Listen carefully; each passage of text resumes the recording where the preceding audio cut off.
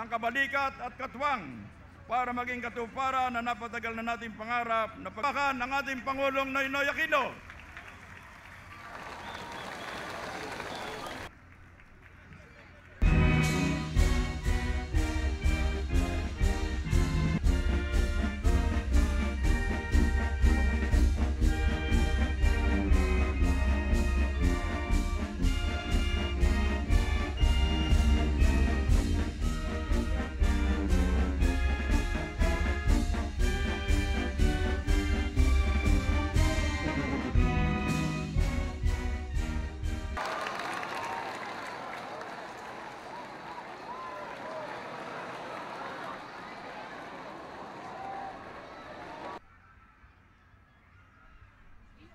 Mahal na Presidente, si Presidente Aquino.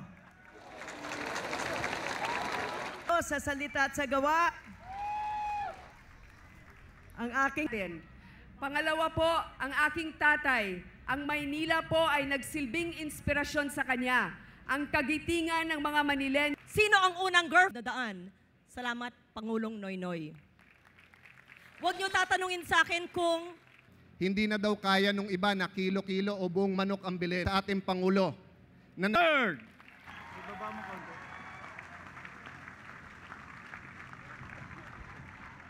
Magandang gabi po, maupo yung Mesilya. Pwede na.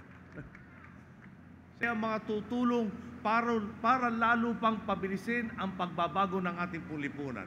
O ang kukunin ba natin ay ang mga pilit na hahadlangan ang pagbabagong minimithi natin.